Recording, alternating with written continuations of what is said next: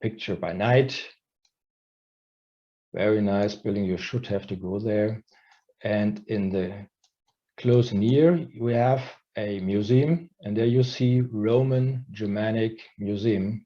So from that time, a lot of things when the Roman soldiers conquered Germany and especially founded this colony, a lot of stone builded arts and other things are shown there. Once again, a look into the church. Real fantastic. And this is typical for this architectural style. When you have a peaked window here, we call it Gothic architectural style. When the window is at the top rounded, then it's a Roman style. So it's a Gothic church. And we have there a shrine of the three kings that 2000 years ago met the birth, the child Jesus. This is the belief of the Catholic people, and someone has collected these three. They were deported from Jerusalem to Germany, and then was brought into this cathedral here, and that is the reason that many Catholic people visit this church here. But we have also another very famous and nice church. It is a church for the Muslims. This is a very new one. We say in Germany a moschee, and we are also in Cologne proud on that type of church. It was opened 2 years ago. A very nice building, and when you come over to Germany, to Cologne, you should go to the cathedral of the dome that you have seen, but also to this moschee here. And real nice and impressive what you can see there. And I have another picture there. This is where the Imam climbs up. Is this right?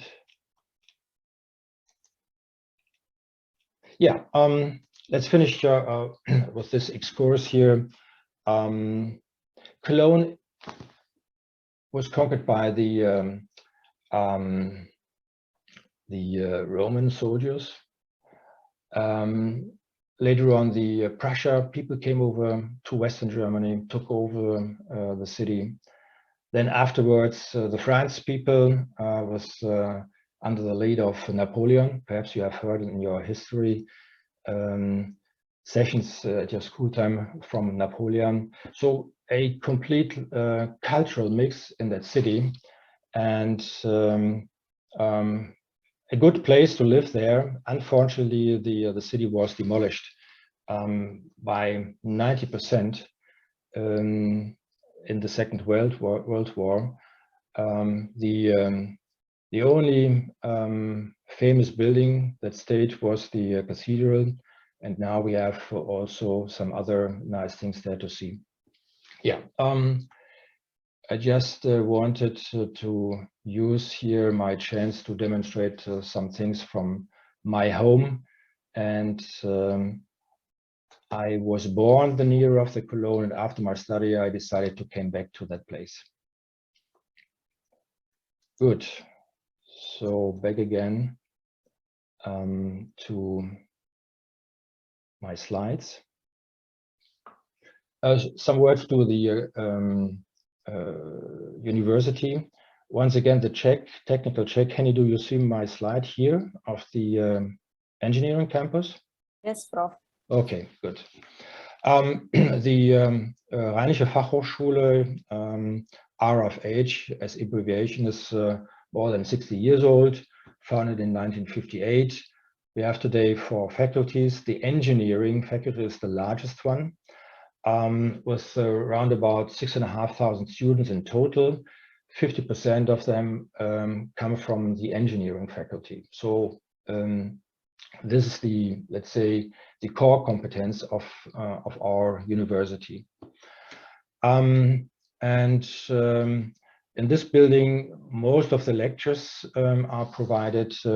Also, we have a couple of what you have seen before on the campus, some furthermore buildings where labs are for the mechanical engineering, for the electrical engineering. And we guarantee all students to have a lab place and an IT place when they start studying on our side. Here's some pictures, the fluid mechanics lab with some turbines here to analyze the air tightness of things. This year, this Porsche is not an original one. It's a toy that we put into that turbine here. And we have an institute for tooling and manufacturing. Here, a system that can analyze the tools here for abrasive production processes like this here. But also in that institute, we have 3D printers in different sizes and working with different materials. An institute means that the lecturers, the professors working on that institute are also taking over research projects for the industry. That's the way how we call it institute. A look onto the power electronics lab, where mainly for the electronic students, things are provided, for instance, to analyze this electrical motor here, the dynamics. A laser lab. This is a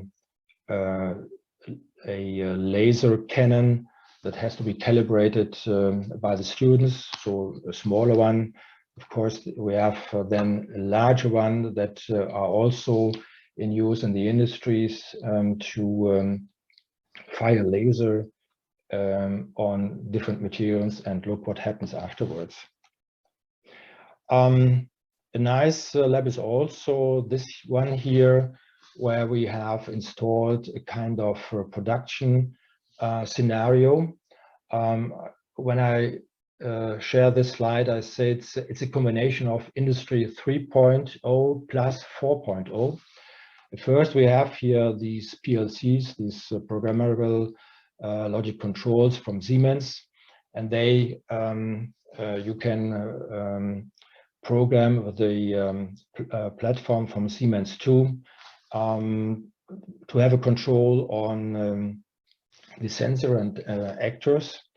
And this is a kind of production assembly belt. And this robot here from Festo has to pick up things from that assembly belt. At first, has to identify, is it the right one? Then he picks, for instance, a smartphone and puts the smartphone around on the other side of a table. This year, I would say this is Industry 3.0 or 2.0, because this type of production control is quite established for a long while, or since a long while and a long time. And now we combine it with robots. Also in a specific robotics lab, these are industrial robots. They have to work in a cage where nobody, no a human being is allowed to stay in the cage at the same time, because these guys here are quite powerful, and it would be a big danger to harm someone, to harm a person. But also we work since a couple of years with cobots, collaboration robots, and these are robots from a German company called Franka. Extremely intelligent robots, and this is my last slide. I'm a little bit proud on that picture here. This student here has worked out a project where two robot arms were combined to each other. Two robots had a camera on the top. Here's the camera, and they shared the data to each other from the picture, and came then, in addition to that, to a three-dimensional picture. And the robots had to follow things, for instance, here to this yellow tennis ball. And this is a demonstration from his project to visitors, and he moves with this tennis ball, and the robots follow his movements. This was a quite complicated programming project for this guy here, and he finalized his thesis with a brilliant summary. Okay, now I'm finished with some general information from my side, a little bit talk about the city, about the university, what we're doing. And now I would like to start into the seminar. It is called International Business Development. It is an excerpt, a part of a lecture that I provide to master students over a whole a whole semester. And I picked some parts from that lecture to provide it to you. And before we start, I would like to share some hints and some ground rules. At first, if there are technical problems coming up, for instance, the video stops, the Zoom conference has a problem, or the sound is going away, or I click and click and click, but you don't see my picture. Please raise your hand, and Henny, then you should interrupt immediately when we have some technical problems. For questions of understanding, don't worry, there can't be a wrong question. And if it is better for you, you can send your question to Ms. Kaya Ramdhani in Indonesian language, if you like. And so we collect a couple of questions from your side, and nothing get lost. And once again, there is no stupid question. A question is a question that can be raised. Then I try to have a mix between a lecture, so explanations from my side, in addition to some teamwork. Today we will have in the last hour such a work in breakout sessions, and hopefully it is appreciated from your side, because it's a change of doing things, the methodology during the seminar, and it makes it more interactive and hopefully also more interesting. We record here the Zoom conference, so you can repeat it later on if you like. And I will share all the PowerPoints that you see over the 3 days. I will condense these slides to a PDF, and then I will send it to you via email attachment, or I will upload it onto a Google Drive. And Google Drive is, because I have no access to your e-learning platform from Germany, the system where we can share documents beside email attachment. So my intention is to share these things to you.